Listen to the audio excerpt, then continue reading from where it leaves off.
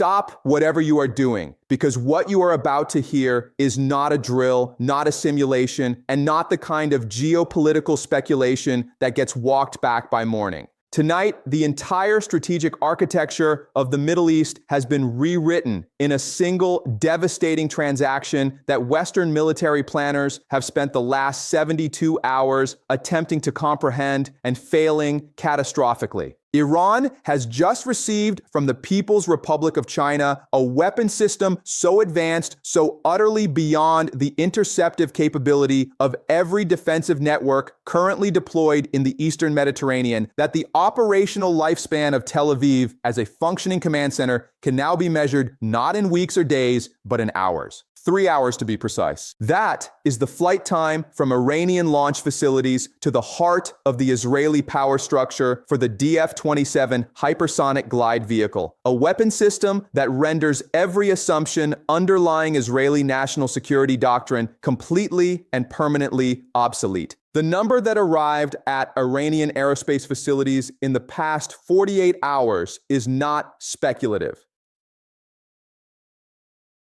Western intelligence satellites have confirmed the transfer through multiple independent observation platforms. 84 DF-27 hypersonic systems, complete with mobile launch vehicles, targeting infrastructure, and technical support personnel, are now operationally deployed across Iranian territory. 84 systems capable of delivering precision strikes against hardened targets at ranges exceeding 4,000 kilometers with terminal velocities that make interception mathematically impossible using current defensive technologies. To understand the magnitude of this strategic shift, consider that Israel's entire multi-layered air defense architecture, from Iron Dome to David's Sling to Arrow 3, was designed and optimized to intercept ballistic missiles following predictable parabolic trajectories. The DF-27 does not follow a parabolic trajectory. It follows a depressed trajectory glide path with continuous lateral maneuvering capability throughout the terminal phase, executing evasive maneuvers at speeds exceeding Mach 10 while maintaining precision guidance to within 5 meters of designated impact points. The immediate response from the United States Navy reveals the depth of strategic panic now gripping Western military command structures. The USS Gerald R. Ford Carrier Strike Group, which has maintained continuous presence in the Eastern Mediterranean as the cornerstone of American power projection and Israeli security guarantees, received emergency redeployment orders 18 hours ago. The carrier group is not repositioning to a more advantageous tactical position. It is fleeing. The Ford and its accompanying vessels are currently transiting westward through the Strait of Gibraltar at maximum sustainable speed, abandoning the operational theater entirely. This is not a routine rotation. This is strategic abandonment driven by the cold mathematical reality that a $90 billion capital ship represents nothing but a stationary target against hypersonic weapons traveling at 10 times the speed of sound. If this channel has been giving you the analysis that cuts through the noise of official narratives and mainstream defense commentary, now is the moment to make sure you never miss an update. Subscribe, hit the notification bell, and share this video with everyone in your network who is serious about understanding what is actually happening at the sharp edge of global power competition. The DF-27 represents the operational culmination of 2 decades of Chinese hypersonic research that Western defense establishments dismissed as propaganda until the moment these systems began appearing in active service inventories. The designation DF-27 refers to the Dongfeng series, China's family of ballistic and cruise missiles, with the 27 variant specifically optimized for hypersonic glide vehicle deployment. The system employs a 2-stage solid fuel booster that propels the hypersonic glide vehicle to the edge of space before releasing it on a depressed trajectory that keeps it within the atmosphere throughout the terminal approach phase. This is critical because it allows the glide vehicle to maintain aerodynamic control surfaces for continuous maneuvering while traveling at velocities where traditional ballistic missiles become purely ballistic, following predetermined paths that defensive systems can calculate and intercept. The glide vehicle itself measures approximately 6 meters in length with a wedge-shaped cross-section optimized for hypersonic flight characteristics. The body is constructed from carbon-carbon composite materials capable of withstanding the thermal loading generated by atmospheric friction at Mach 10 plus velocities. The nose cone incorporates an ablative heat shield that chars and sloughs away during flight, carrying heat away from the internal guidance systems. These guidance systems represent perhaps the most significant technical achievement of the DF-27 program. The vehicle maintains GPS satellite navigation, inertial guidance, and terminal phase synthetic aperture radar imaging, allowing it to identify and track mobile targets even during the final seconds of flight when it is experiencing aerodynamic forces that would destroy conventional guidance systems. The warhead options available for the DF-27 include conventional high-explosive penetrator designs for hardened target engagement and thermonuclear variants for strategic deterrence missions. Intelligence reporting indicates that the systems transferred to Iran include both conventional and nuclear-capable variants, though the nuclear warheads themselves have not been transferred, allowing China to maintain technical compliance with non-proliferation obligations while providing Iran with nuclear delivery capability that can be mated with indigenous warhead development the moment Tehran chooses to weaponize its uranium enrichment program. The operational deployment timeline that Western intelligence has reconstructed indicates that Iranian crews have been training on DF-27 systems in mainland China for the past 14 months. This is not a hasty transfer of unfamiliar technology. This is a deliberate, methodical capability transfer that included comprehensive training on launch procedures, targeting protocols, maintenance requirements, and tactical employment doctrine. The Iranian personnel returning from China are not merely button pushers, but fully qualified hypersonic warfare specialists capable of independent operations without ongoing Chinese technical support. The strategic implications of this capability transfer become apparent when examining the targeting options now available to Iranian military planners. From launch sites in Western Iran, DF-27 systems can reach every significant military and governmental facility in Israel within a 3-hour flight window. The Kiryat military headquarters in Tel Aviv, the Nevatim and Ramon air bases housing Israel's F-35I fleet, the port facilities at Haifa and Ashdod, the Dimona nuclear research facility, and the underground command bunkers in the Negev desert are all within range.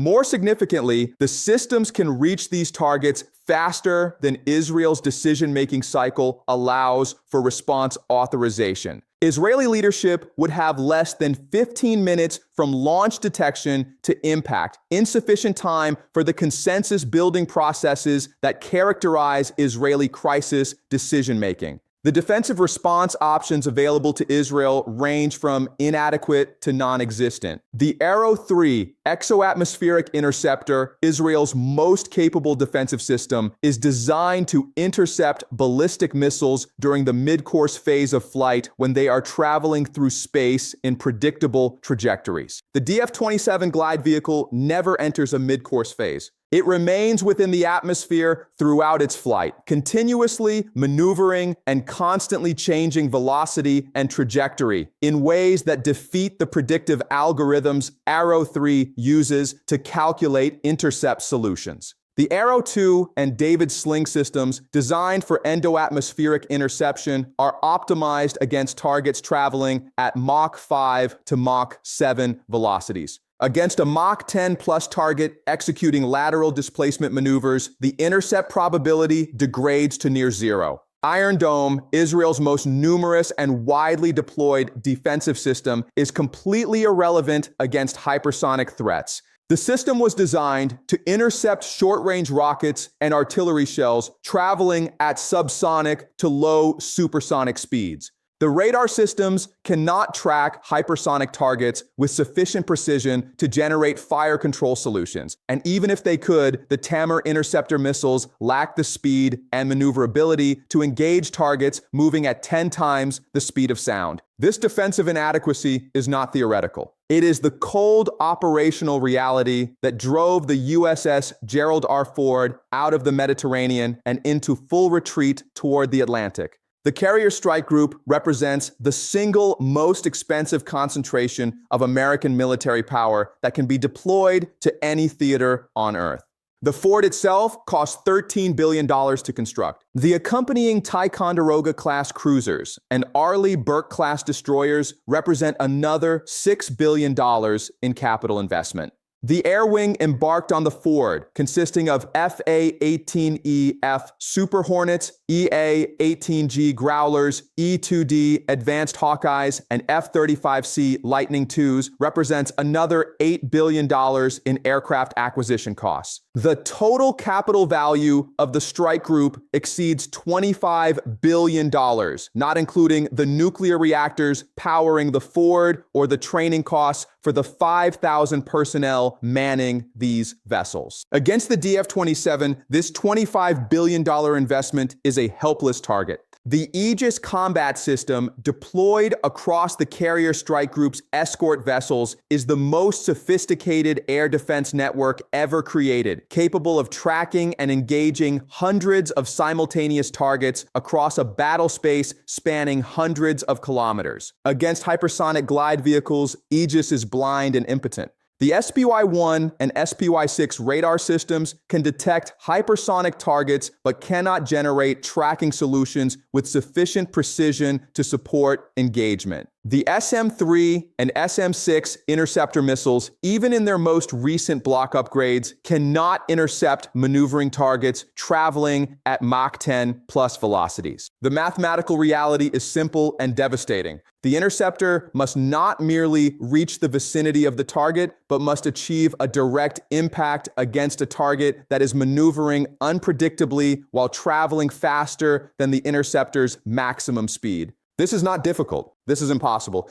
The Carrier Strike Group's only defensive option against hypersonic attack is evasion, and evasion requires advance warning measured in hours rather than minutes. This explains the emergency redeployment order. The Ford is not running from a specific imminent attack. It is running from the operational reality that its presence within DF-27 range transforms it from a symbol of American power into a static target awaiting destruction. The decision to withdraw the Carrier Group represents the first acknowledged admission by the United States military that there are now zones of the globe where American carrier power cannot operate due to adversary weapons capabilities. This is a threshold moment in the history of naval warfare, comparable to the obsolescence of the battleship in the face of carrier aviation. The weapon system that has defined American global power projection for 80 years can no longer fulfill that mission in contested environments against peer competitors with advanced strike capabilities. The broader strategic implications extend far beyond a single weapons transfer or a single carrier withdrawal. What occurred in the past 72 hours is a fundamental reordering of the Middle Eastern balance of power that no amount of American aid packages or diplomatic assurances can reverse. Israel faces a threat that its defensive systems cannot counter, that its offensive capabilities cannot preempt, and that its strategic doctrine provides no answer for. The nuclear deterrent that has underwritten Israeli security since the 1960s is neutralized because Iran now possesses a conventional capability to decapitate Israeli leadership faster than nuclear release authorization can be transmitted. The American security guarantee that has backstopped Israeli military power for half a century is revealed as hollow because the platforms that would deliver American firepower cannot survive in the battle space.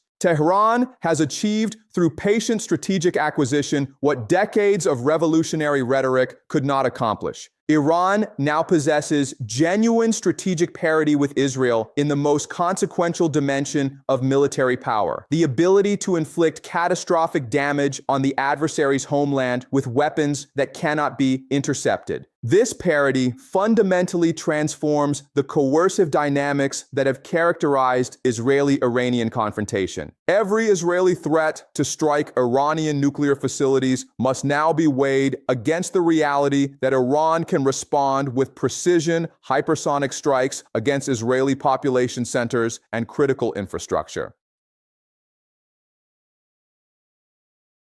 Every American threat of military action to support Israeli operations must now account for the vulnerability of American naval forces to weapons that can sink aircraft carriers faster than defensive systems can respond.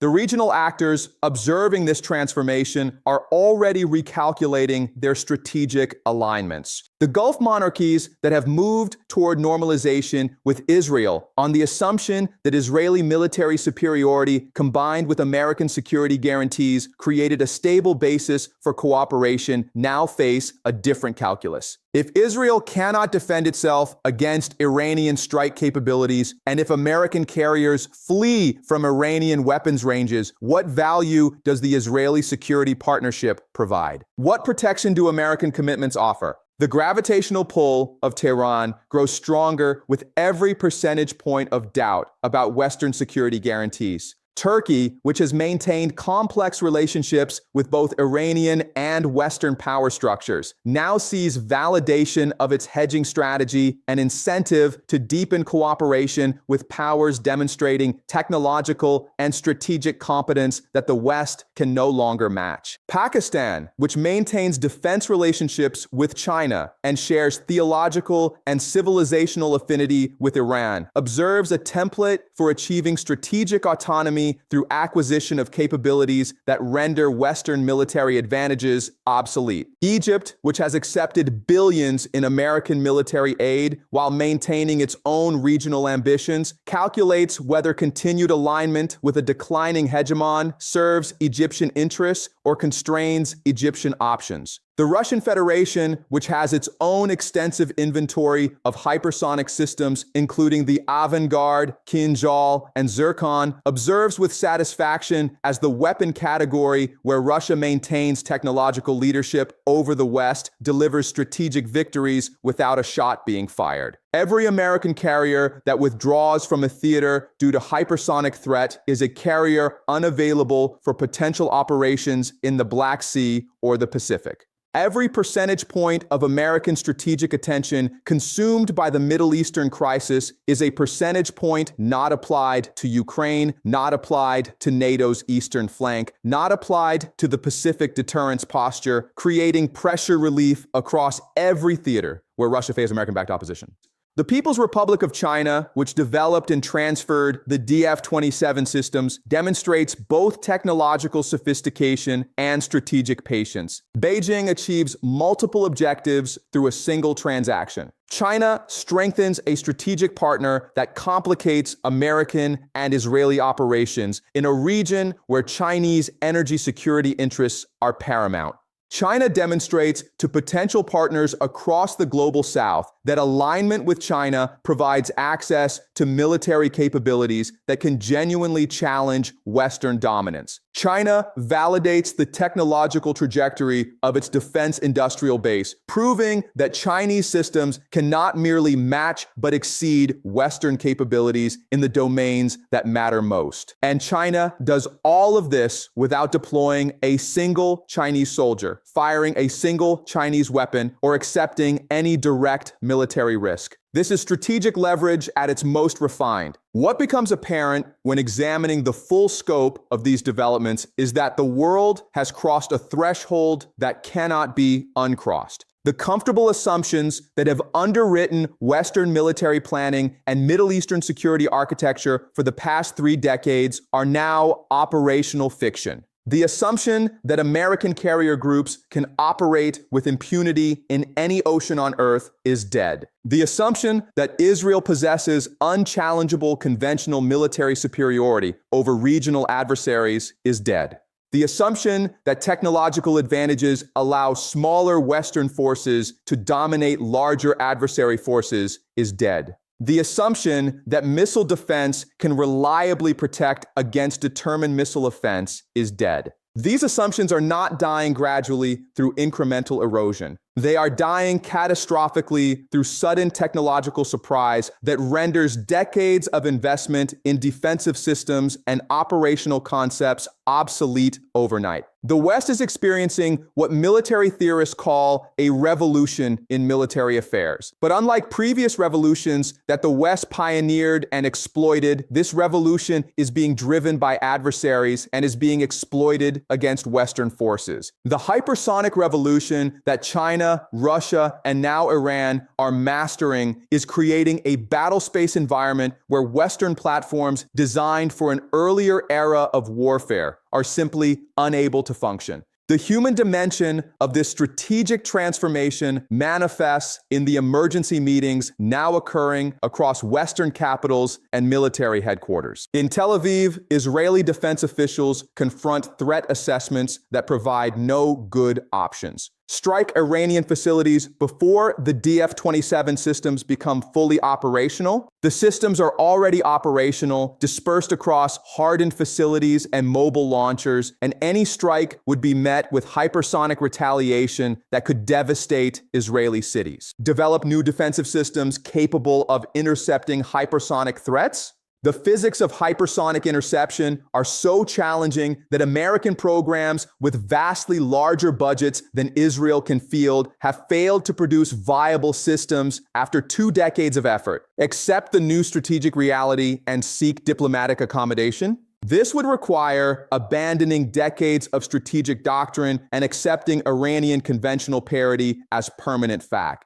In Washington, American strategists face their own impossible calculus. Recommit carrier forces to the Mediterranean to demonstrate resolve and alliance credibility. This risks losing a capital ship to a weapon system that American defenses cannot counter, a propaganda catastrophe that would shatter American military prestige globally. Maintain the withdrawal and accept the strategic implications. This confirms to allies and adversaries alike that American security guarantees are conditional on American force survivability. And when adversaries acquire weapons that threaten American platforms, American commitments evaporate. Accelerate American hypersonic programs to achieve parity. American programs are years behind Chinese and Russian equivalents, and the industrial base cannot rapidly scale production even if technical challenges were solved tomorrow. The choice facing Western decision makers is between bad options and worse options, between accepting strategic defeat in the Middle East or risking operational catastrophe in pursuit of unachievable objectives. This is the paralysis of declining hegemonic power confronting rising challengers who have achieved technological and strategic breakthroughs that the hegemon cannot quickly counter. It is the paralysis of military establishments that spent decades optimizing for counterinsurgency operations and great power competition in abstract future tense, only to discover that great power competition has arrived in present tense with weapons that render the established order's military advantages meaningless. The next 72 hours will reveal whether Western leadership possesses the strategic imagination to adapt to this new reality, or whether institutional inertia and ideological rigidity will drive decisions that accelerate the very decline they are intended to arrest. But regardless of what choices Washington and Tel Aviv make in the coming hours, the fundamental reality is already fixed.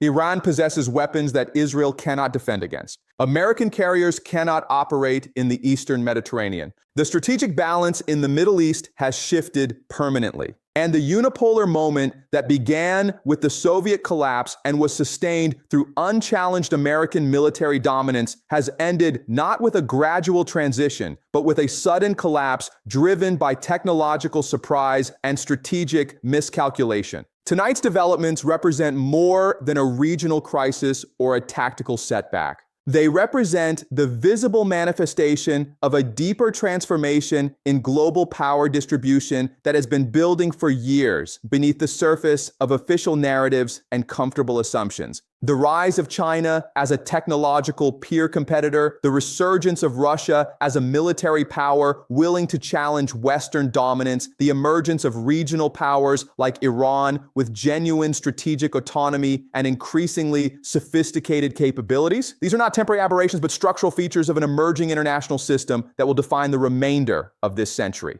If you want analysis this sharp, this deep, this willing to challenge official narratives, subscribe now to ensure you never miss an update. The mainstream defense commentary will spend the next week explaining why this weapons transfer doesn't matter, why defensive systems will adapt, why American power remains unchallengeable. This channel will continue providing the analysis that treats you like an adult capable of confronting uncomfortable realities rather than a child requiring comforting reassurance. The historical parallel that keeps appearing in strategic analysis is the period between 1905 and 1914, when the HMS Dreadnought revolutionized naval warfare and triggered an arms race that culminated in World War I. The Dreadnought rendered every existing battleship obsolete overnight, creating a new category of warship that defined naval power for the next 4 decades. The DF-27 and its hypersonic equivalents are the dreadnoughts of our era, weapons that obsolete existing platforms and force a complete rethinking of military strategy, operational doctrine, and force structure. The question is whether the powers navigating this technological transition will manage it peacefully, or whether, as in the early 20th century, the destabilizing effects of rapid military technological change will combine with great power competition to produce catastrophic conflict. The world will never be the same after tonight. The old certainties about Western military dominance, about the invincibility of American carrier power, about the security of Israeli territory behind missile defense systems, these certainties are gone, and they are not coming back. What replaces them is an international system where power is more evenly distributed, where regional actors possess capabilities that can genuinely challenge great powers, where technological surprise can overturn established hierarchies, and where the comfortable assumptions of the past 3 decades provide no guidance for navigating the dangerous uncertainties of the emerging order. Every percentage point of attention you invest in understanding these transformations is a percentage point invested in comprehending the world you and your children will inhabit for the rest of your lives. This is not entertainment. This is not speculation. This is the future arriving ahead of schedule and demanding that those with eyes to see acknowledge what is actually happening rather than what official narratives claim is happening. Subscribe to this channel because in a world this dangerous, analysis this sharp is not optional. It is necessary.